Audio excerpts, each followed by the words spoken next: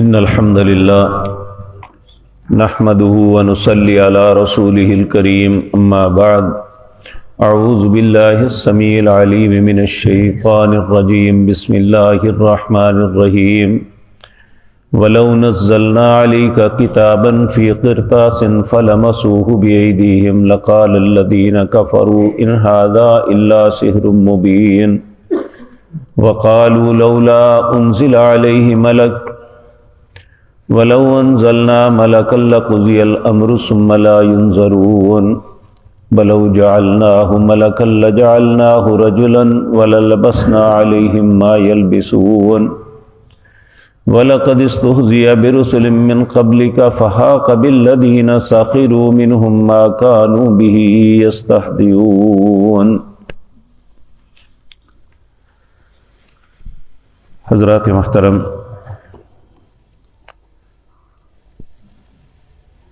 اس کائنات میں اللہ رب العزت کے بھیجے ہوئے انبیاء اور رسل سے بہتر کوئی انسان نہیں۔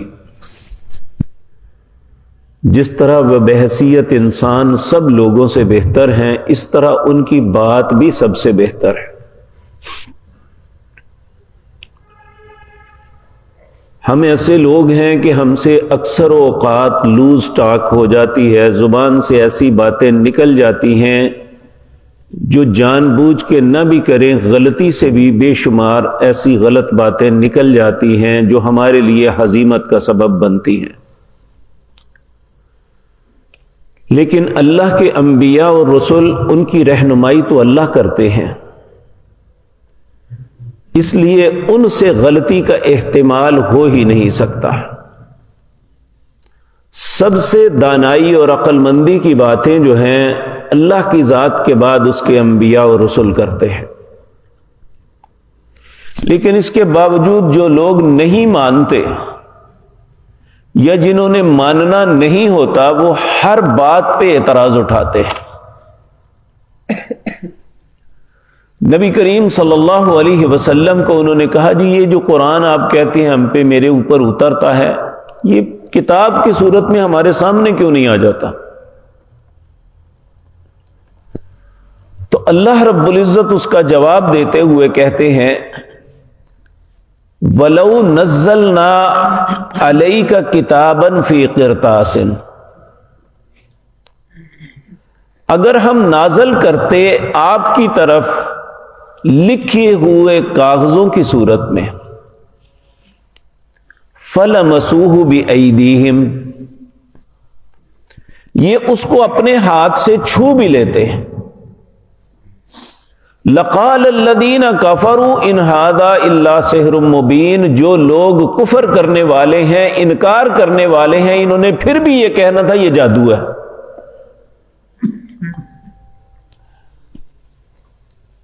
تو نہ ماننے کا حل کوئی نہیں ہے۔ انبیاء نے جو معجزات دکھائے، اس سے بڑھ کے کوئی شخص کچھ نہیں کر سکتا۔ اللہ رب العزت نے ان کے ہاتھوں سے وہ باتیں دکھا دی جو انسان کے لیے ناممکن تھی کہ وہ کر سکے۔ اس لیے یہ اس بات پہ تانا دینا، جی بڑی باتیں کرتے ہیں، درس ہوتے ہیں، جمعے ہوتے ہیں، لوگ سمجھتے کیوں نہیں؟ آپ دیکھیں کتنے ہی انبیاء ہیں، اللہ نے، نبی کریم صلی اللہ علیہ وسلم نے فرمایا بعض انبیاء ہیں ان کے ساتھ کوئی بھی ساتھی نہیں ہوگا، جب قیامت کے دن اللہ کے روبرو آئیں گے نا، اور بعض کے لیے چند، اور صاحب سیدنا نوح علیہ السلام کی طرف دیکھیں، 950 سال تک تبلیغ کی، کتنے لوگوں نے مانا؟ صرف 82 لوگوں نے۔ تو نہ ماننے کا حل کوئی نہیں ہے۔ جس نے نہیں ماننا اس نے کوئی نہ کوئی بات ضرور نکال لینی ہے۔ جس طرح پنجابی مثال ہے، من حرامی تے حجتاں دے ٹیر، جدوں من دے اندر ہی اے وے کہ میں گل نہیں مننی، تو پھر اسے کون سمجھائے؟ اسے انبیاء کے معجزات، اللہ کی نشانات کوئی حیثیت نہیں رکھتے، العیاذ باللہ۔ لیکن وہ یہ سارا کچھ کر کے کوئی بڑا مارکا نہیں مار رہا، بلکہ اپنے خلاف چارج شیٹ بنا رہا ہے۔ پھر اگلی بات انہوں نے کی، وقالوا لولا نزل علیہ ملک، ہم پہ فرشتہ کیوں نہیں اترا جی، آپ کیوں آئے ہیں؟ یعنی آپ کے بحیثیت انسان ہونے کے انہیں اعتراض تھا کہ اگر اللہ نے ہماری طرف رسول بھیجنا نہیں تھا فرشتہ بھیجتا۔ اور آج بھی بہت سے لوگوں کا عقیدہ یہ ہے کہ آپ انسان نہیں، بشر نہیں، نور تھے، فرشتے تھے۔ تو یہ ایسا مائنڈ سیٹ ہے جو نہ اس وقت ختم ہوا نہ آج ختم ہو رہا ہے۔ اس وقت رسول اللہ سامنے تھے اور انہیں اعتراض تھا کہ ہے بحیثیت انسان، یاکلون الطعام ویمشی فی الاسواق، یہ کھانا کھاتے ہیں، بازاروں میں پھرتے ہیں، یہ کیسے رسول ہو سکتے ہیں؟ تو آج رسول تو مانتے ہیں لیکن انسان نہیں مانتے۔ تو اللہ رب العزت فرما رہے ہیں وَقَالُوا لَوْلَا أُنزِلَ عَلَيْهِ مَلَكٌ، انہوں نے کہا ہم پہ کیوں نہیں فرشتہ اترتا؟ تو اللہ جواب میں کہتے ہیں وَلَوْ أَنزَلْنَا مَلَكًا لَقُضِيَ الْأَمْرُ ثُمَّ لَا يُنظَرُونَ، اگر فرشتہ اترتا تو تمہارا فیصلہ ہو جاتا، تمہیں کوئی مہلت نہ ملتی۔ وَلَوْ جَعَلْنَاهُ مَلَكًا لَجَعَلْنَاهُ رَجُلًا، بالفرض اگر میں فرشتہ بھیجتا بھی تو فرشتے نے تو سامنے انہیں نظر ہی نہیں آنا تھا، پھر بھی اسے انسان کے روپ میں بھیجنا تھا۔ تو وَلَا لَبَسْنَا عَلَيْهِمْ مَا يَلْبِسُونَ، ان کے لیے پھر خلط ملط ہو جاتا، یہ تو انسان ہے۔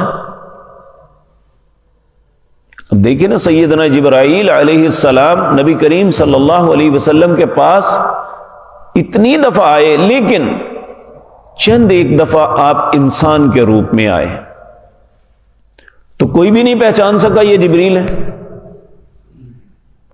جب نبی کریم صلی اللہ علیہ وسلم کے پاس آ کے اسلام، ایمان اور احسان کے متعلق پوچھا تو ایک انسان کے روپ میں آئے تھے، سب پریشان تھے یہ کون ہے؟ اور نبی کریم صلی اللہ علیہ وسلم نے حضرت عمر سے پوچھا، عمر پتہ کون؟ کہا یا رسول اللہ، اللہ جانتے ہیں یا آپ؟ لیکن ہمارے لیے تعجب کی بات یہ ہے کہ اگر یہ مدینہ سے بھی نہیں، مدینے سے ارد گرد کسی بستی کے رہنے والے بھی نہیں ہیں، پھر ان پہ سفر کے آثار بھی نہیں، لباس صاف ستھرا، سب کچھ اسی طرح، تو کہنے لگے جبریل تھے، تمہارے دین کی تعلیم دینے کے لیے آئے تھے۔ تو اللہ رب العزت فرماتے ہیں اگر میں فرشتہ اتارتا انسانوں کے سامنے تو انسان بنا کے اتارنا تھا، کسی انسان کی شکل میں وہ آتے، وَلَا لَبَسْنَا عَلَيْهِمْ مَا يَلْبِسُونَ، پھر بھی ان پہ جو ہے نا خلط ملط ہو جاتا، یہ تو ہماری طرح انسان ہے، فرشتہ تو نہیں ہے۔